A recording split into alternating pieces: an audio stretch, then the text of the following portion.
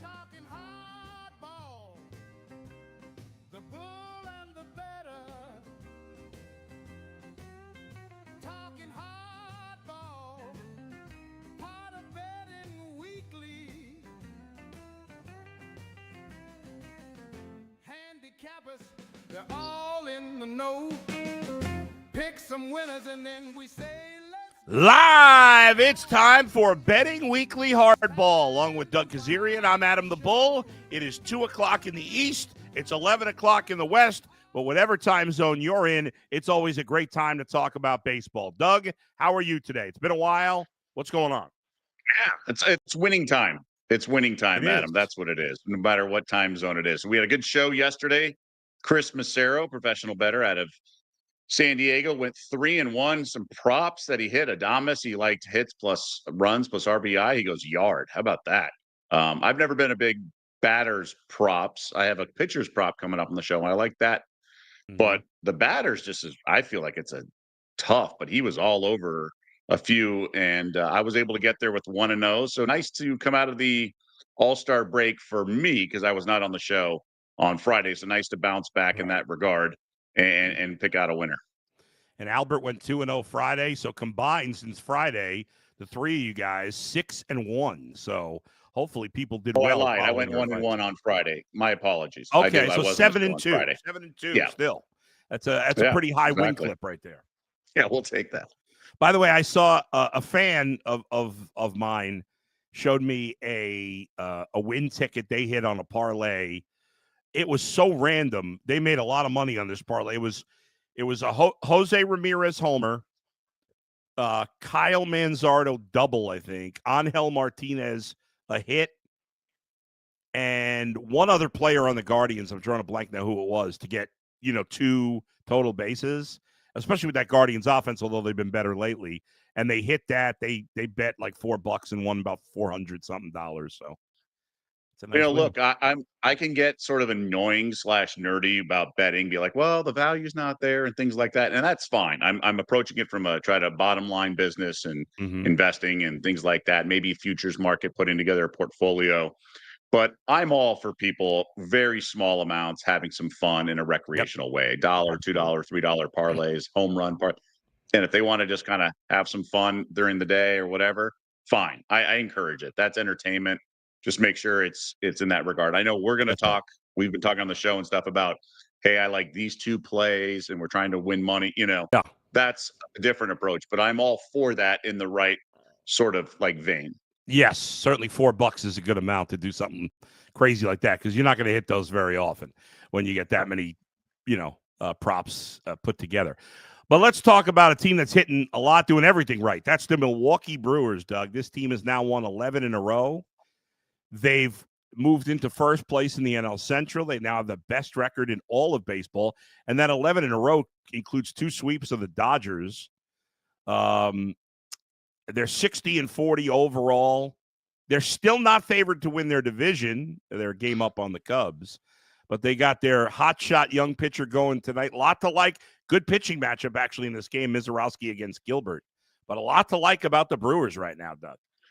Yeah, who would have thought, beginning of the season, the best records in baseball, you have the Brewers, Tigers, and Blue Jays. Not exactly what we anticipated. And to your point, Milwaukee has the best record in all of baseball, but they're not even favored to win their division. They're plus 115 at Bet Rivers. Cubs, significant favorites at minus 155. And I think that's mispriced. I would have the Brewers even money or maybe minus 105 and the Cubs much more level. Now, maybe they're anticipating trade deadline acquisition, but it's not like the Chicago team was a juggernaut coming into the year, at least expected to be. So they're kind of punching above their weight as well. I do think there's value on the Brewers after getting some health on their pitching staff, right? The lineup's definitely performing better, but they've demonstrated they have an ability to go get something at the deadline if need be. So I would look to the Brewers plus 115. This is not fluky. We talked about it on yesterday's show. Giant flat spot expected after coming off another sweep of the Dodgers, but they delivered. They handled their business.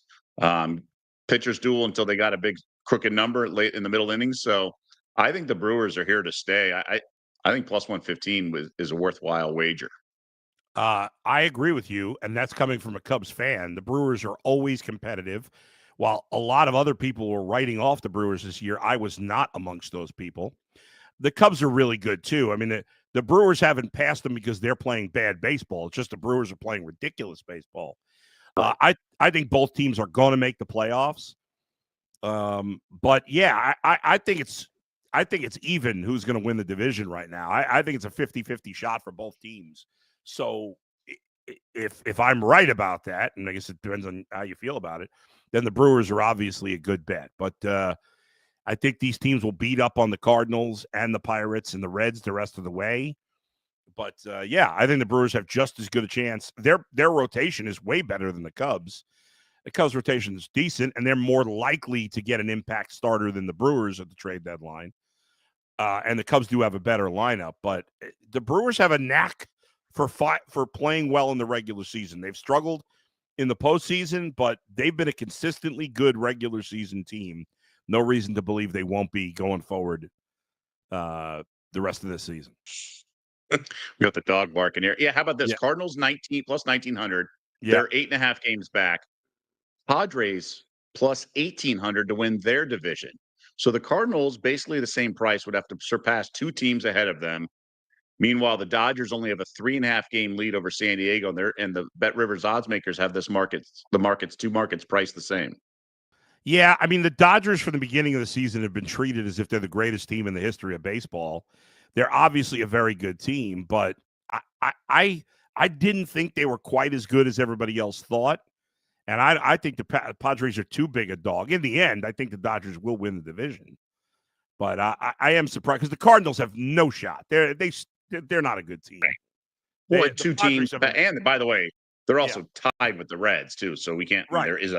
There is theoretically. You're going to say the Cardinals are in the picture. So is a fourth team in Cincinnati. Yeah, I actually like Cincinnati more than the Cardinals. If I had to bet who finishes ahead, I would take the Reds over the Cardinals as to who finishes third in that division. But in terms of tonight's game specifically, Jacob Mizorowski, Logan Gilbert mentioned it's a good pitching matchup. You've got a prop bet in this game with the Brewers starter. I've really been impressed with Mizorowski. I know he only has a handful of starts, but I think strikeouts are the way to go. This Mariners lineup leaves a lot to be desired. They just got worked over with a pitcher who's actually going today, but another rookie, and that's the Yanks starter who's going today, Schlitter. So this is a team that could certainly get lit up in terms of a pitcher. And Mizorowski's shown no signs that he's, just a flash in the pan or something like that. So I'm going to take over his strikeouts prop, which is a little juicy at 5.5, but I'd rather do that. This guy's got 7-8 strikeouts written all over it. So I'll roll with that. I do think the Brewers are the right side. I would caution anyone sort of betting into a win streak like this.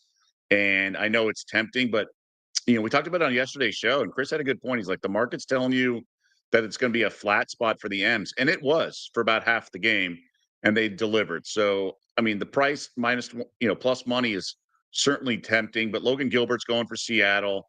He's a good pitcher, all that stuff. So I'm just going to focus on Mizorowski. The kid's the real deal, and he should be fine against the Seattle anemic lineup. So yeah, I'll go over 5.5 Ks.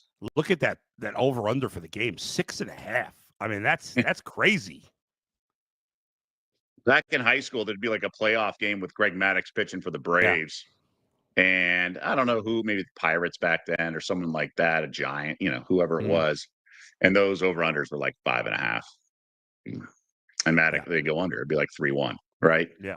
Maddux would throw a gem. So 6.5 does feel like high. But if you get a Nerfy, it's 5.5 right away. I was just going to say to you, what about a Nerfy tonight in that game? Yeah, I mean, look, the Brewers lineup, I think the best time would have been yesterday with, again, flat spot for the Brewers lineup. But they could have woken up with the day off, or just be back on track, I guess, is a way to put it. So it's tempting. I think Mizorowski is going to throw. I mean, the guy doesn't back down, So even if he doesn't have his best stuff, which I'm still waiting for, right? I still think the strikeouts can get there. But no run in first inning. Have you looked it up yet? I'm looking at it. I have not. Go ahead. First inning right now, it's unders minus 155. It's a big nut. Yeah. It's a big number. Yeah, that's true. Good point. All right. Let's get to the next game here on the docket. The Royals and the Cubs. Royals winning the first game of that series yesterday. Cubs now in second place for the first time in a few months. You got an interesting pitching matchup. Matthew Boyd pitching for the Cubs. He was an all-star this year for the first time in his career. Meanwhile, the guy making the start for the Royals, getting called up from the minors at age 45, Rich Hill, is back again in the majors, the oldest player in the league. Rich Hill, Doug, made his major league debut for the Cubs in 2005. 20 years ago, at the age of 25, he made his major league debut pitching for the Cubs. And now 20 years later, he's back in the big leagues pitching at Wrigley Field for Kansas City. I know it has nothing to do with gambling specifically, but that is quite a story, Rich Hill being back in the big leagues. It absolutely is. And I thought I saw it on my Twitter timeline. I'm thinking, what on earth? So it's remarkable. And I don't know why he's still pitching. I guess once you walk away from the game, and we saw Brady come back, I know much different situations, but it's hard to find your life as an athlete. And many have talked about it. That's why they get into coaching, broadcasting. So Rich Hill, if he still has it, might as well. I'm just not expecting much at all. He's always been crafty. Yeah, he's always been a crafty lefty. It's not like he's a guy, in basketball, we talked about it, guys at the end of their career, guys who relied on athleticism and speed are people who are going to nosedive quickly, like Allen Iverson, something like that. But if you play below the rim and you are a passer, then you can play deep into your career, and because you're still effective if it's not athleticism and quickness that you rely on. Well, Rich Hill, similarly, is not a guy who needs speed. So if he's at this age, it's why the knuckleballers were always the oldest guys, right? Because you're just throwing junk. It doesn't matter what you lose as you get older, is speed, velocity, all that stuff. You don't need that to be an effective knuckleballer. Well, Rich Hill's a version of that. So he might be effective, but I wonder. I'd have to, I'm willing to pay to see it, so to speak. So I would lay the Cubs or pass here. I know it's a big number, and rightfully so, but I think flip side, Matthew Boyd's going. He's solid. Yeah. Rich Hill, for what it's worth, started 9 games for AAA Omaha for the Royals this year. He had a 5.36 ERA, did have 48 strikeouts in 42 innings, but allowed a lot of base runners. I would. Obviously, the Cubs are a big favorite here for a reason, even though the Royals did a good job against them last night. Whatever. I haven't seen what the Cubs run line is, or first 5-inning run line. Might be a good bet on the Cubs because obviously their lineup's really good, and against Rich Hill, it is just crazy that he's pitching. Cool story, but right. Run line's minus 118. Yeah. A Yurfee is minus 115 as well. So you even get the Matthew Boyd potential, with the Royals scoring. Right. Just giving you options. Let's see.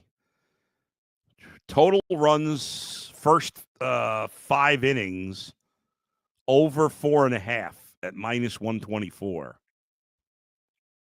I don't love it. I think Matthew Boyd's really good. Yeah. I would look at Cubs teams. I think you're onto something with the run line, because if they get to Hill, they're going to get to him for a lot. So I would look into that, but it's minus 118, not a I know you're shaving off for a lot of money line from the 240, but I don't know. Scooble pitched great on Sunday night, and they won 2-1. It was 1-0 late. Right, so sometimes you can have the right side or right wager. That can happen in any sport. I'd say run line's probably the best, because if they get to him, they could get to him with a big number. The Cubs run line, total runs by the Cubs over 5.5 at plus 106. Don't love it. Don't love it. 5-1, 5-2. Yeah, I see something like that. Rich Hill's not going to give up like 7 in 2 innings. Probably. At least I don't think. I guess we'll see. All right, let's move on to the next game. We got the Red Sox and the Phillies. Obviously, the Red Sox had won 10 in a row before the All-Star break. Since the break, they have dropped 3 of 4, lost 2 or 3 to the Cubs, lost last night to the Phillies.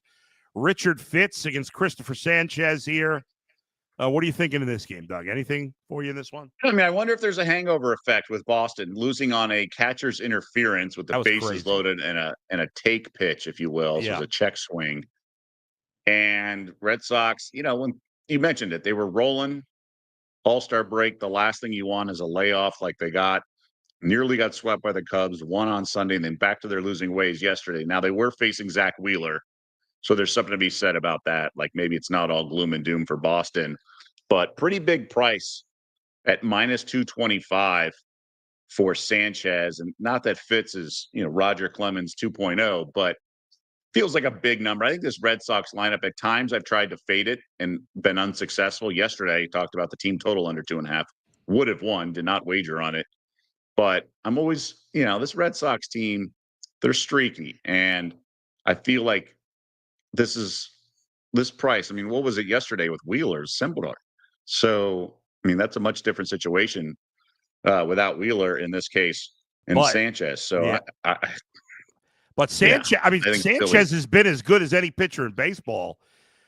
He's got a 2.50 ERA on the year. But if you look at since the start of June, 55 1/3 innings, and he's given up 10 earned runs since the start of June in 8 starts. He has not given up more than 2 runs in a start since May the 24th, and he hasn't given up more than 3 runs in a start since April the 6th. The guy's been lights out, and he gives you innings. He's gone at least 7 innings in 6 of his last 7 starts. Yeah, so maybe it is a poor man's Wheeler because he goes deep into the games, reliable.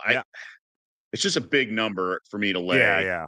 But you're right. I mentioned it just a second ago. Like, there could be a hangover effect with Boston. That's just a tough way to lose, tough way to stomach. So maybe there is, hangover in that regard. It feels like right now the Red Sox are sitting in there like, damn it, why did the All-Star break have to come? And worse, yeah. They're all off kilter right now, I feel like. All right, folks, let me talk to you about this. If you like what you hear on our shows, sign up for our newsletter, get exclusive tips and the free Insider magazine. Sign up for free at bettingweeklystudios.com. All our great shows like Betting Weekly Hardball. We have Betting Weekly Fast Break. What's going on Betting Weekly Fast Break today, Doug? Well, after the WNBA All-Star break, we have 5 games tonight in the W. A couple close spreads, couple double-digit spreads. There's definitely some injury reports to go through, and we're going to try to attack who's a good team to bet on the second half of the season and maybe fade. So maybe some regression out there. Obviously, Caitlin Clark's not playing tonight. So a lot of moving parts, and it's a much more competitive futures market than we've seen in recent years. So it's shaping up to be a really good and hopefully profitable second half of the WNBA season. And I know you fired up about Kelsey Plum and the idiotic comments. I don't know what she's thinking. Rocks are rocks, I tell you. Yeah, certainly. All right, next game on the docket, Orioles at the Guardians. The Guardians have followed up 10 straight losses by winning 9 of 11. Their offense, which has been terrible all year, has been good. Now, I'm not buying their offense continuing much longer, but they continue to play a fairly weak schedule, as they've done, except for the Astros, during this stretch. Brandon Young will go for the Orioles. He's been absolutely awful. Joey Cantillo will pitch for the Guardians. He did not pitch well in his last start. He's really, at this point, the 1 weak link in their rotation. Anything for you in this game, Doug? Yeah, I mean, I kind of wanted to ask you before I went official on the record, but what do you make of this Guardians offensive surge after being so pathetic for so long? I'm kind of buying it for this game. Well, yes, I would continue with it now. Even the worst lineups in baseball will get hot for a period of time, and they're hot right now. So I would ride it. Eventually, here they'll hit the brick wall because there's just not enough quality consistency in this lineup. But now that Kwan is back after missing a few games, and he got on base 5 out of 6 times yesterday, Jose Ramirez is absolutely on fire. So, you have that. And because Brandon Young's a righty, Kyle Manzardo, who should be in the lineup every day and insanely is not, but he'll be in there against the righty Brandon Young tonight. So they'll have their three best hitters in the starting lineup tonight. Angel Martinez has been hot lately. He's a very streaky player. I like to, you riding him when he's hot is a good idea. So right now their lineup is especially considering they're playing a terrible Orioles pitching staff and team. So yeah, I'd stay with the Guardians tonight. I like them to continue to be hot. They'll cool off eventually, but not quite yet. Yeah, that's kind of what I'm thinking. So I'll take the Guardians on the run line.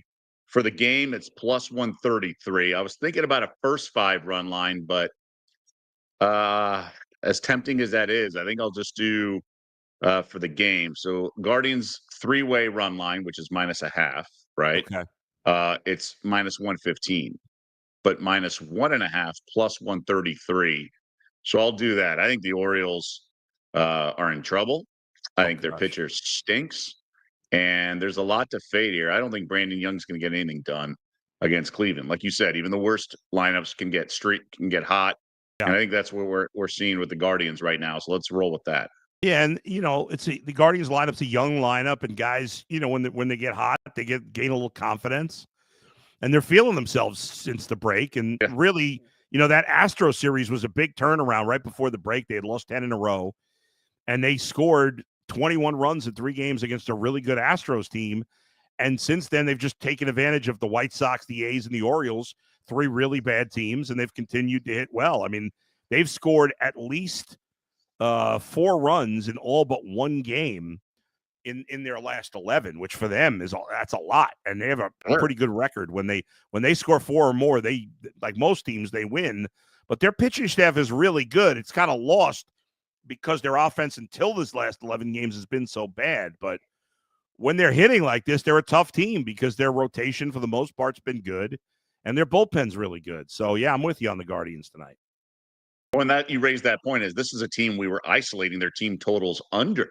Yeah. Because it was so bad. But I think, they've turned the corner. I think this is a good spot. Brandon Young's going for the O's.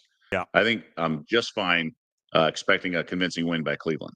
Yeah. Let's get to the Yankees next. It's a tale of two teams in opposite directions, right?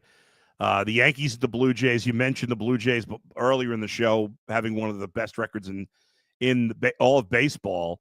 The Blue Jays on June 25th were 42-37. They've won 17 of 21 since. Meanwhile, the Yankees were 42-25 on June 12th. They've gone 13-20 since. So the Blue Jays at one point, I think, were 8 games back of the Yankees, something like that. They now have a significant lead in the AL East. And the Yankees, they had one good series against Seattle. Besides that, they played pretty terrible ball for a month. Yeah, we expected some regression, so we just didn't know to what degree. And I think that's the one that's been so tough to anticipate, things along those lines. But and Chris Massaro on the show yesterday informed us that 10 straight games between the Yankees and Blue Jays in Toronto had gone over the total. Yesterday did not. We saw pitchers duel. Rodon was on the losing end of things, but still a solid outing. And Gossman obviously was solid as well. But that came back to earth. Those, maybe it's a matchup thing and it picks up again today. I'm going to just take Schlitter, the youngster, the rookie out of, it's funny. He's from Central, from Boston area. I would imagine grew up a Red Sox fan, went to Northeastern or something like that out in Boston. And here he is playing for the Yanks, but 6'6", towering. Now he did face the Mariners in his debut. 7 strikeouts, I want to say, was so solid. That could just be a little, misleading because the Yankees also got a run in the bottom of the first. So they went up 3-0 right away. So he pitched much more comfortably in the second, third. If he gives up a run, is he not going to be as dominant? But he's got the roll the dice, but regular play. But Schlitter over 3.5 strikeouts is how I want to play it. I don't think the Yankees win, but I can't get behind Max Scherzer. So over 3.5 minus 141 is my play. The other games tonight, Doug, if you got anything, let me know. Tigers, Pirates, Casey Mize, and Mitch Keller. Mitch Keller, I bet you have a lot of scouts watching him. I bet you he gets traded here in the next week.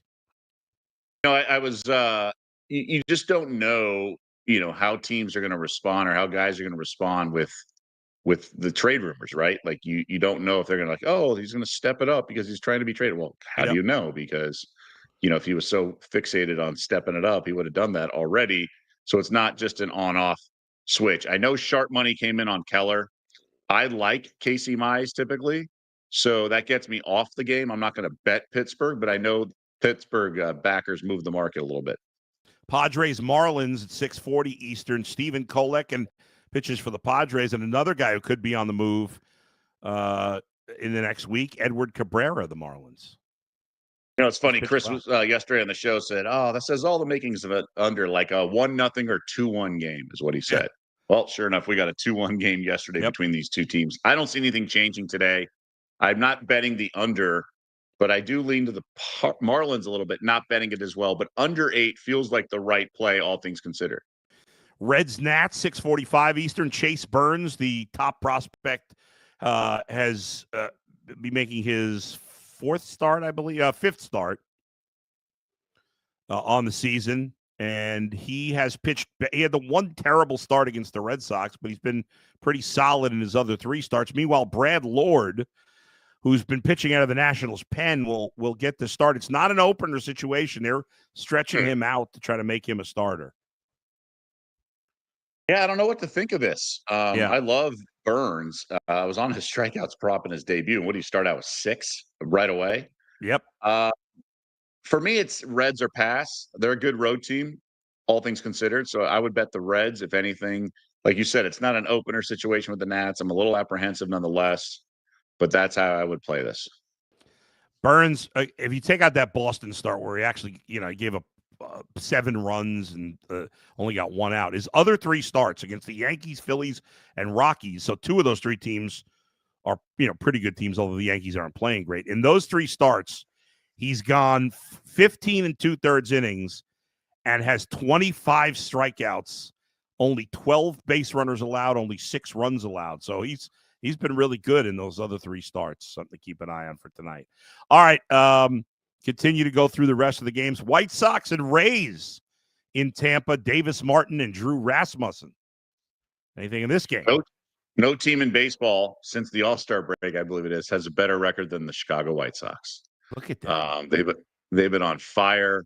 Nice plus price yesterday. You're looking at one today, plus 185. I mean, that in a baseball game, and you got maybe the better pitcher going. I don't think so, but is Rasmussen that good? I'm not in love with him, but questionable all around. A lot of moving parts. I would. It's White Sox or pass. There's no way I could lay that lumber with Tampa and the pitching matchup not being decisive in terms of head to head. But that doesn't mean I want to bet, the other team either. I think this is a little bit of a flat spot for the Southsiders. Mets and the Angels. It was a high-scoring game yesterday. 2 pitchers here I don't particularly care for. The over-under is 9.5 runs there. It's Frankie Montas and Kyle Hendricks. Could be a lot of runs scored again tonight. Hendricks still around. Yeah. If not for Rich Hill, maybe we'd be talking about Kyle Hendricks. Just how he's egging it out. He's only 35, but still. He seems older. Look, it seems like he's been around forever, but he's not good. Like he was pitching well in the month of June, particularly. Finally came back to earth a little bit. For me, it's Mets or pass, but I don't want Montas, or Montas, excuse me. Yeah. Like he should be fine, and he's always better than I expect, but I'm not willing to pay to see it. So it would be a pass for me, but if I had to, I would take the Mets.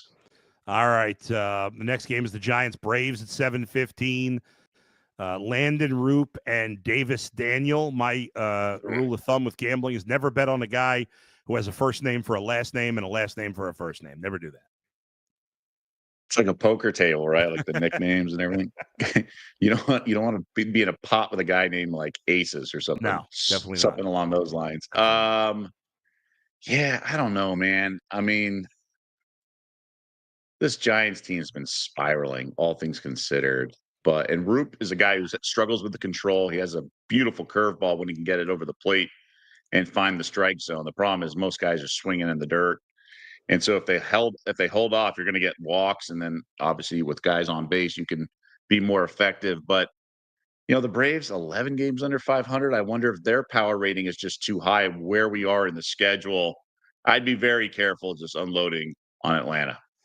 He doesn't go that deep into games, although he's been better lately. But Jacob deGrom pitching tonight for the Rangers, he's only given up more than 3 runs in a start once the entire season.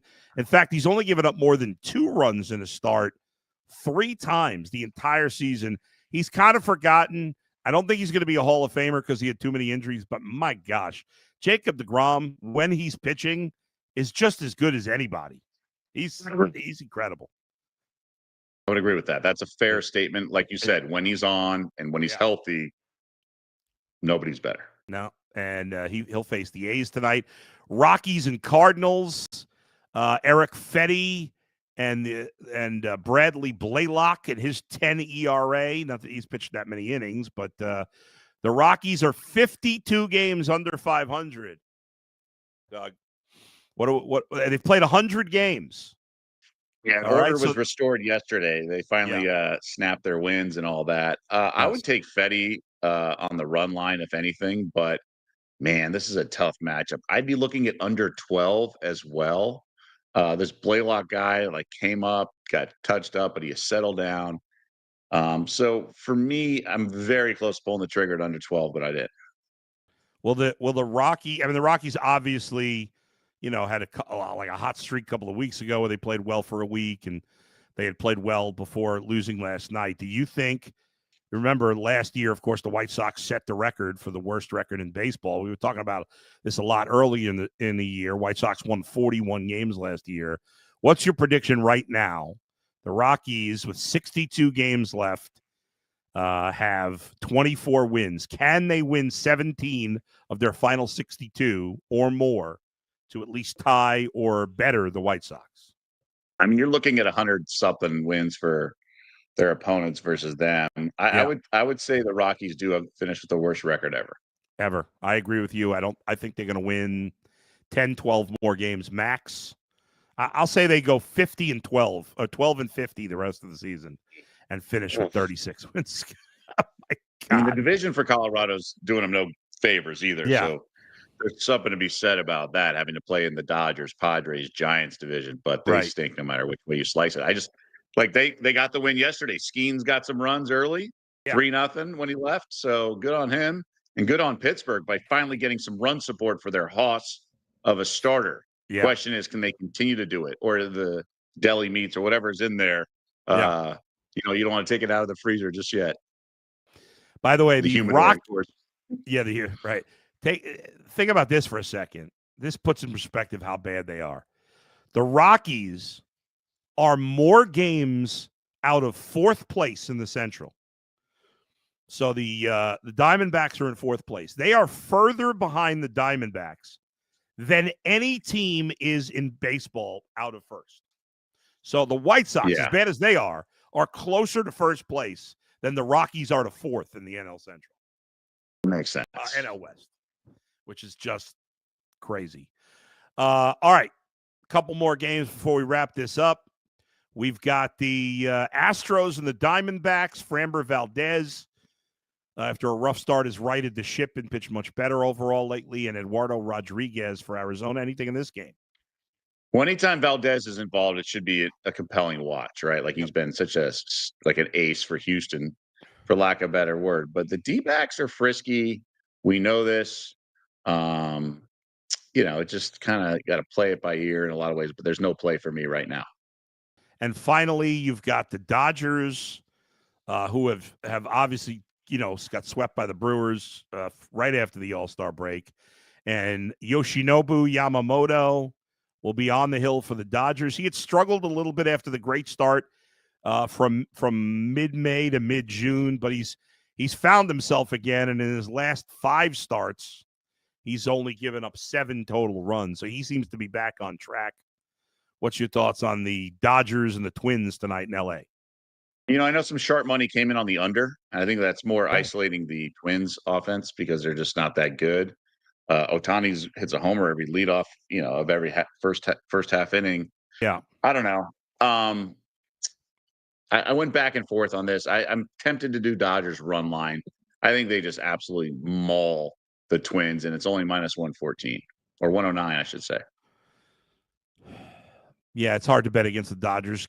Credit to Simeon Woods Richardson, though. He's pitched better his last few starts. He's been competitive, but he never goes deep into games. He usually pitches like 5 innings max. All right, Doug, let's recap your best bets of the day, your picks for today. Let's start with the Brewers and their hotshot young pitcher. Yeah, not going to necessarily ride the win streak, which is at 11 straight, and make it 12 and get a little plus money on the money line. Instead, I'm going to go Mizorowski over 5.5 strikeouts. It is minus 167, but the guy's been fantastic. He's the real deal. The Seattle offense strikes out a lot, all things considered. So I think over 5.5 strikeouts by Mizorowski is the play. And next up, you got the Guardians. You're staying on their hot streak. You're with them.